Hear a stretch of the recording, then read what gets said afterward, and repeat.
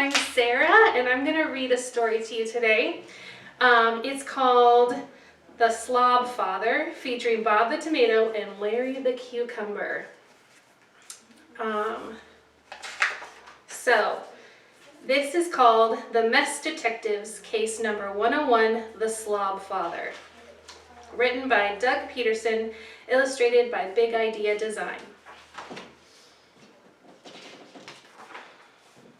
Ladies and gentlemen, the story you are about to read is silly. The names have been changed to protect the serious. My name is Larry the Cucumber, private detective, and my partner is Bob the Tomato. He carries a badge, I carry a badger. Don't ask why. Bob and I are not your usual detectives. We look into messes, not crimes. Yeah, you heard right. Spills, clutter, trash, litter, all kinds of messes. You might say that we are mess detectives. This is our story. 1:25 p.m. My partner and I were working the day watch on the south side of town when the call came in. Someone had a messy room in progress. So we hopped into our car and raced the 201 Bumbley Boulevard. 1:36 p.m. We rushed into the house of the Asparagus family and bolted upstairs. We were too late. Junior Asparagus' bedroom was a total mess.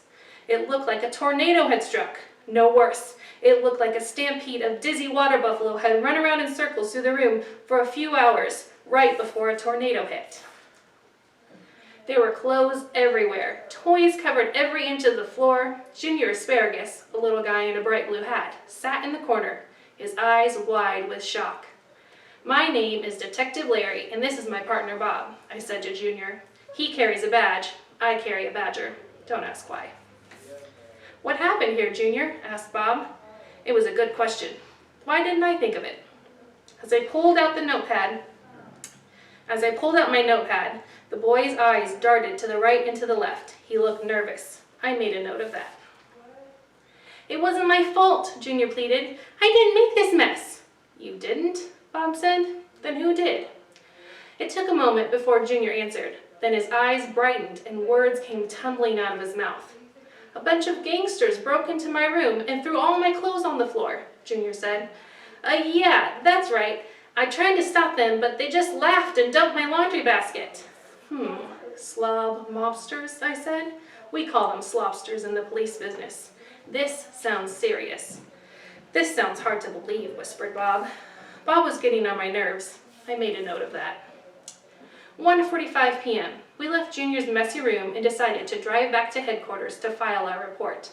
That's when another call came in.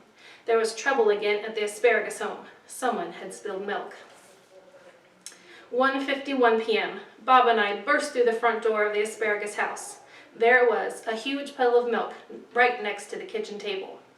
Junior stared sadly at the puddle. His mother stood next to him, talking to him about the mess. While I drew a chalk line around the spilled milk, Bob started asking questions. What happened? He asked Mom Asparagus, who began telling us all about her day. Just the facts, ma'am, Bob added. Drat, I wish I had said that. I always wanted to say that. Just the facts, ma'am. I was in the other room folding clothes when I heard an awful crash, Mom Asparagus said, so I rushed into the kitchen and found milk all over the floor. But Junior said he didn't do it. I looked up from my notepad. This sounded interesting. You didn't do it? I asked Junior. Then who did? Was it the gang of nasty slobsters again? Bob rolled his eyes. I made a note of that. That's right, Junior exclaimed. A gang of slobsters broke into our house, tipped over the milk, and ran out the back door laughing. I dusted for fingerprints on the back door, but Bob reminded me that veggies don't have fingers, so I checked for nose prints instead. This is a little far-fetched, Bob whispered to me. Then he turned to Junior and asked, Did you get a good look at those guys? Junior thought and puzzled and pondered. I think they were 3 of them, he said. The leader was a big zucchini wearing sunglasses and a hat. I said. Sounds like the work of the Slob Father. The who? Said Bob. The Slob Father, I said. The mastermind of messes. The kingpin of clutter. I'm surprised you never heard of him, Bob. Bob shook his head and sighed. 2:30 p.m. Taking a break from our busy day, Bob and I decided to stop and buy a couple of blueberry slushies.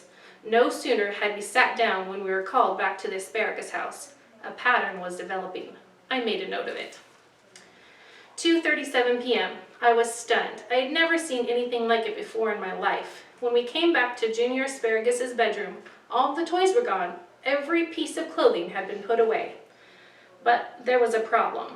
A big problem. Something very large had been shoved underneath the rug in Junior's room. The rug had a big bump in the middle that stuck up like a mini mountain range. Should I know? Sorry. I should know. I tripped over it. Junior sat on the bed, humming to himself. His father stood in the doorway, looking concerned. May I look under the rug? Bob asked Dad Asparagus. Junior's father nodded. Carefully, slowly, Bob lifted the rug. I had to turn away. I didn't have the stomach to look. It was too awful. Someone had shoved all of Junior's toys and dirty clothes underneath the rug. There was even a half-eaten box of Marshmallow Crunch cereal. Who would do such a thing? I gasped. The Slopsters did it, Junior insisted. The Slopsters came into my room when I was cleaning it up, and they shoved everything underneath the rug. I tried to stop them, but I couldn't.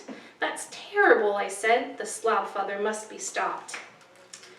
Bob stared at me in disbelief. Larry, don't you get it, he said. There are no slob mobsters. Slopsters, you mean. There's no slopsters, Larry. Then who made the mess in Junior's room, I said, and who spilled the milk in the kitchen, and who shoved everything under Junior's rug? I have an idea, but I'm going to need some help, Bob said. Then he turned and looked straight at Junior. So did Dad Asparagus, and so did my badger. I thought I might as well look at Junior too. Don't ask me why. Junior, are you sure there isn't anything else you'd like to tell us? Asked Bob. Isn't it time to face the truth? The little asparagus turned away and peered up at the ceiling. He said nothing. You probably thought that telling lies would get you out of this mess, said Dad Asparagus gently, sitting on the bed next to Junior. But trying to hide the truth by lying is just like trying to shove all your things under the rug. It doesn't work. Telling lies just makes an even bigger mess. Lies hurt everyone, including the person who tells them, added Bob. If you tell lies all the time, people will have a hard time trusting you. I made a note of that. Are you sure you don't have something else you'd like to say? Bob asked Junior again. Junior let out a big sigh. Then all of a sudden he broke down. All right, I did it, he blurted. I made the big mess in my room. I spilled the milk, and when Dad asked me to pick up my room, I shoved everything under the rug. It was easier than cleaning. I'm sorry. I never saw that coming. Junior had confessed to everything. He told the truth and came clean. You mean there were no slopsters? I asked, scribbling widely in my notepad. No slopsters, admitted Junior. And no slob father? No slob father, he said. Now don't you feel better? Dad Asparagus asked. It feels good to tell the truth. God doesn't want our lives getting messed up with lies. That's worse than having a messy room. I made a note of that. I'm glad I told the truth, but now everyone is mad at me, Junior admitted. Junior, you did what God wants by telling the truth, so I forgive you, his dad told him. Junior's eyes went wide with surprise. You forgive me? Does that mean I won't get punished? Well, I didn't say that, Dad Asparagus smiled. You still have to face the consequences for lying. While you clean up this mess, you'll have to miss your favorite TV show, but I still love you, and God does too. 3:15 p.m. As we left the Asparagus house, Junior was getting big hugs from his mom and dad. So, there are no slopsters, I said as I filled out the report case for number 101. That's right, Bob said. When we try to cover up what we've done by lying, it can feel pretty bad inside. It's like there's a big mess deep inside us. But when we tell the truth, those messy feelings are all cleaned up. Case closed. Tears of joy came into my eyes and I blew my nose with a mighty honk. Larry, said Bob. Yes, Bob? You just blew your nose into your notepad. I made a note of that. Time to get a new notepad. The end.